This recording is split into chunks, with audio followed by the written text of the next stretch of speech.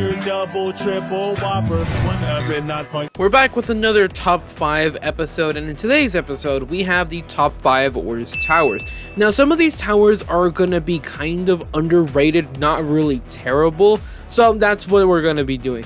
Also, the only tower we are not going to be putting on this list is, well, the paint fowler, mainly because, I mean, he was just created to be dog shit. Number 27. Freezing its way to number 5 spot is, well, the freezer. Damn! So, the freezer was one of the first-ish towers you get in the, what was it, intermediate section. However, they then moved it up to the starting section, which, I don't know why, but I mean, okay, probably because it just really wasn't that good. However, they did actually give this guy many buffs to where he's actually kind of mid-ish, if that makes sense. So basically, they just increase like his freezing potentials, and at max, he actually freezes a ton of enemies with his fast rate of fire pistol or whatever. And if you set him to random on the favorite targets, he will slow down and even freeze multiple enemies, and this becomes even much more consistent if you have more than one freezer, like around 2 or 3 of them. A lot of enemies will just be frozen and slowed down very, very fast. Now you're probably wondering why he's even on this on this list if he's actually kind of mid-ish.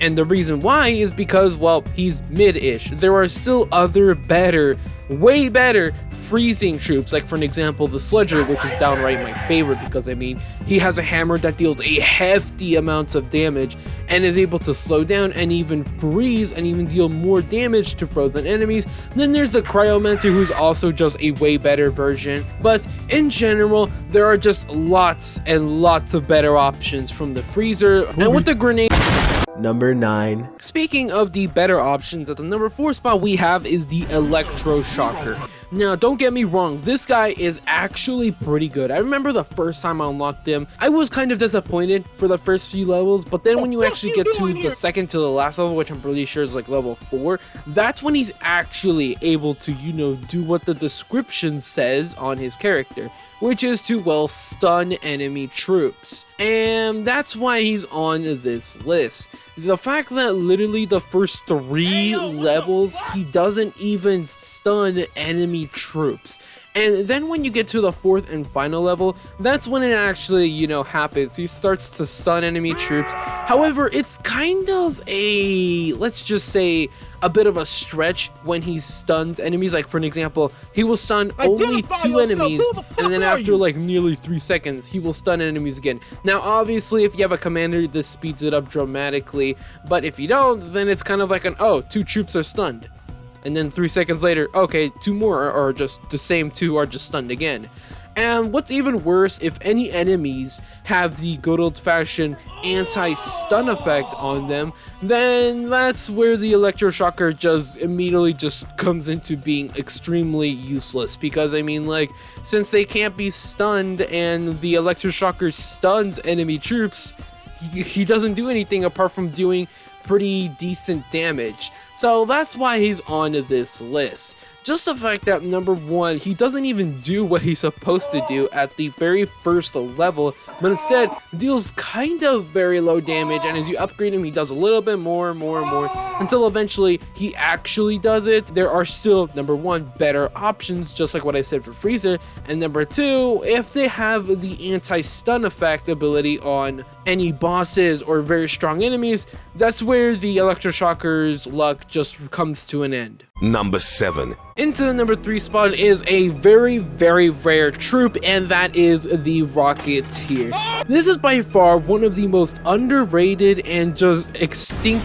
troops that you will ever come across. Everyone has the Rocketeer. He's not some sort of one-time temporary troop. You can only get him back in like 2002, but he's a troop everyone has, and is a troop that pretty much everyone forgets about. The reason why this Rocketeer, in my opinion, or just at least as far as I know, is mainly because of his enormous dead zone he has. So for some reason they gave him a dead zone area, which is like this entirely pretty big and spacious red circle around the Rocketeer. And I'm pretty sure the main reason why they gave it to him is because he can kill himself. It doesn't make sense because the demo man has a grenades and he uses even a grenade launcher, and he has no dead zone and he's perfectly fine. The mortar has no dead zone.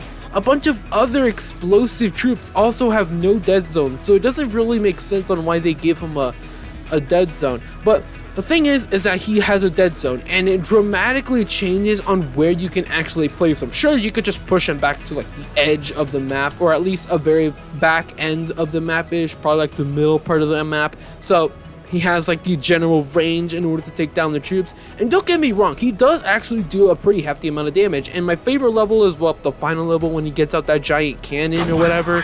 And despite that, there are still better options. Like, for an example, addressing the elephant in the room is the mortar. He is 10 times better than the Rocketeer. Number 12. You want to talk about extinct? We have to talk about the Trapper. I'm pretty sure you guys even forgot of this guy's existence. This guy was super hyped up, and I even thought he was going to be pretty good, but after the craze, which was what, 2 days, this guy fell hard. Why is this guy on this list, aka why is he just so bad and extremely forgotten? Well, it's pretty obvious when you think about it. His insanely low damage of his traps and the time he takes to place down his traps barely fucking is just anywhere consistent. Like, literally, if you place him down the very first time, like in the early rounds, he's not gonna be that reliable since, well, his traps actually literally go out super fast. And, well, his other traps that he can place down are not really that good as well. As an example, there's the bear trap, and this essentially stuns troops. And again, if any big bosses or big strong troops have the anti-stun effect, that does nothing, literally. And yes, he has a C4 meh-ish damage, but again, it's very low damage. And then he has the spike trap, which is just not that good as well, since it doesn't really do that much damage. And that's why he's on this list. First of all, like I always said this entire list, there are just much better options, like for example, the military base, the crook boss.